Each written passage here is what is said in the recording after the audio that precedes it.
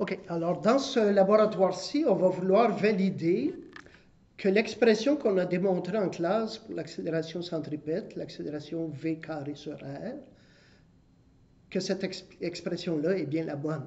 On l'a démontré théoriquement, mais on va se donner un moyen expérimental pour le valider. C'est extrêmement important. On se rappelle, je vous en ai parlé, que le fait que l'accélération centripète soit en V carré sur R, en accord avec la troisième loi de Kepler, qui disait que le cube du rayon de l'orbite d'une planète était proportionnel au carré de la période de révolution. Ces deux choses-là ensemble, la troisième loi de Kepler et l'expression de l'accélération centripète, ont amené les contemporains de Newton de suggérer à Newton que la loi de la gravitation, ce serait une loi qui décroît en 1 sur R carré. Alors ici, on va se donner un équipement pour valider ça. L'idée est la suivante. Si je mets ce support-ci en rotation, okay, comme ça, ben, la seule chose qui empêche la masse de partir à l'infini, on se rappelle par la loi d'inertie, la première loi de Newton, qui est en fait la loi de Galilée, la masse, si elle n'était pas contrainte à tourner sur un cercle, ben, elle quitterait sur cette dernière tangente. Qu'est-ce qui contraint la masse à tourner sur le cercle? Ben, c'est une tension qu'on va mettre dans cette corde noire-là, qui est attachée à la masse. C'est cette masse-là qu'on va mettre en rotation. La tension qui est dans la corde, par quoi est-elle engendrée? Elle est engendrée par un ressort ici. Ressort. La compression, plutôt la tension qui se développe dans le ressort, la masse veut s'éloigner. Je vous répète, par la première loi, elle veut partir. La masse veut s'éloigner, ce qui la contraint à rester sur le rayon de rotation, c'est la force qui aura été développée dans le ressort. Maintenant, cette force-là, on sait qu'elle est en la constante de rappel, K, fois la déformation du ressort, mais on ne connaît pas la constante du ressort, constante de rappel du ressort. Mais on a moyen. Alors, ce que vous allez faire, on va le faire pour 3 valeurs de rayon. Ici, on va trouver un premier rayon tel que lorsque la masse noire est alignée sur ce rayon-là. Alors, vous avez une corde noire ici qui suspend la masse. Vous allez l'aligner sur la ligne noire du support et vous allez vous assurer que pour une première mesure, vous avez un début de déformation dans le ressort. Or ici, je l'ai parti, le support est à 14,2. Si on prend la ligne centrale, il est à 15,5 cm. Maintenant, comment je vais m'assurer ce que je veux, c'est que on veut, pour valider que A égale V carré sur R, ben, il faut qu'on mesure une vitesse et un rayon. Ben, ce rayon-là, je viens de le mesurer. J'ai pris un premier rayon dans lequel j'ai un début de déformation du ressort. J'ai un rayon de 15,5 cm. Comment je vais vouloir mesurer la vitesse? Ben, en fait, ça me prendrait le temps d'une pleine révolution. Ça serait 2 pi r sur t. Mais en fait, au moyen de notre chronomètre, que vous commencez déjà à connaître, ce qu'on va mesurer, bon, c'est difficile de... J'essaierai pas de vous le montrer, vous allez le voir quand vous viendrez au laboratoire. Il y a ici une roulette dans laquelle il y a 10 ouvertures. Quand une ouverture va passer sous le capteur optique, le chronomètre va être déclenché et quand la prochaine ouverture va arriver, le chronomètre va être arrêté.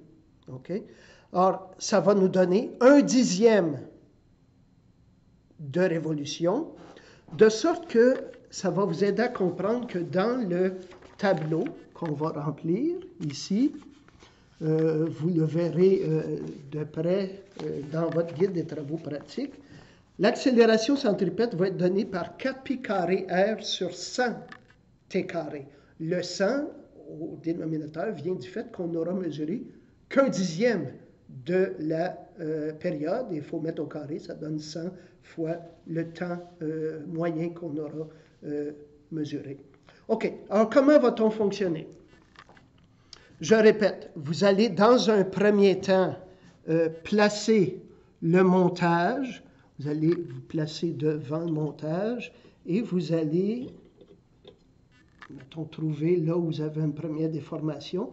Maintenant, pour évaluer la force qui est développée dans le ressort, ce qu'on va faire, on va suspendre des masses. Masse, dans le champ de gravité, mg, ça fait un poids, ça fait une force. Et on va suspendre assez de masse pour que la masse qu'on va mettre en rotation, on va suspendre, donc des masses suspendues, comme on les appelle, suffisamment pour que la corde soit amenée verticalement à notre 15,5 cm. Bon, ça en prend un petit peu plus. Je vais partir à 30. 35. Et ainsi de suite. Alors, vous allez suspendre des masses assez pour vous assurer que la masse qu'on va mettre en rotation est au rayon que vous avez mesuré, mettons 15,5 cm. Ce que ça me dit, ça, c'est que pour la masse qui est ici, tire sur le poids suspendu, tire sur la masse qu'on va mettre en rotation, qui elle-même tire sur le ressort. Donc, la force qui est développée dans le ressort est égale au poids suspendu. On vient de se donner un moyen d'évaluer la force qui va contraindre la masse en rester en rotation. La signification physique de cette force-là, c'est évidemment que c'est elle qui joue le rôle de force centripète. C'est donc la force développée par le ressort qui va tenir le rôle de force centripète, qui va contraindre la masse à rester en rotation sur ce rayon-là, 15,5, dans le cas présent. Maintenant, comment, ça va tourner ça, comment je vais faire pour m'assurer que la masse est à 15,5 cm quand je vais prendre la mesure? Parce que si je tourne plus vite, elle va s'éloigner plus que le 15,5 cm. Si je tourne moins vite, elle va s'éloigner moins que le 15,5. Comment je valide que je suis à 15,5? Ça va être au moyen de ce qu'on appelle le disque orange de référence. Quand vous aurez trouvé la bonne position de la masse ici avec le bon poids, en gardant le poids bien accroché, vous allez déplacer le disque de référence pour qu'il soit, l'anneau circulaire, pour qu'il soit juste à la hauteur du disque de référence, du disque orange de référence. Maintenant, on va détacher la masse, les poids suspendus, parce que eux ils partiraient si on les laissait là pendant qu'on fait tourner. À ce moment-là, vous êtes prêts. Vous allez placer le chronomètre en mode gate, comme vous l'avez déjà fait dans un laboratoire précédent. Vous allez mettre la masse en rotation assez vite, mais un mouvement doux, OK? Et là, vous allez voir que vous allez tourner plus vite qu'il faut. Donc, le disque orange va descendre plus bas que son point de référence, ce qui veut dire que vous allez trop vite.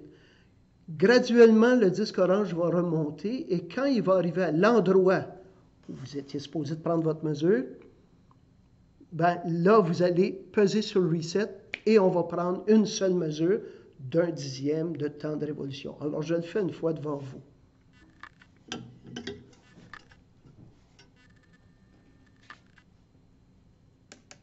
OK. Alors là, il était assez stable à la bonne hauteur. J'ai pesé sur Reset et le gate a pris une mesure. Je le refais une fois. On fait une mise à zéro. Oh, en fait, vous allez faire la bonne mise à zéro, c'est celle où vous pensez que c'est le temps de prendre la bonne mesure. Alors, on le met en mouvement.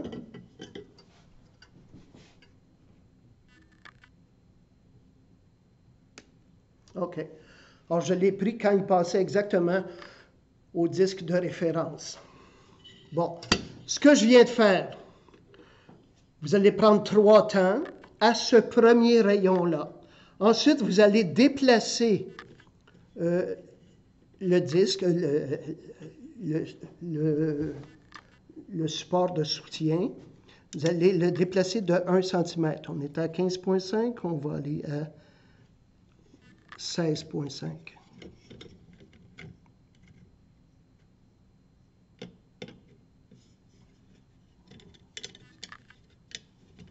Et on va refaire les mêmes manipulations que tout à l'heure, c'est-à-dire que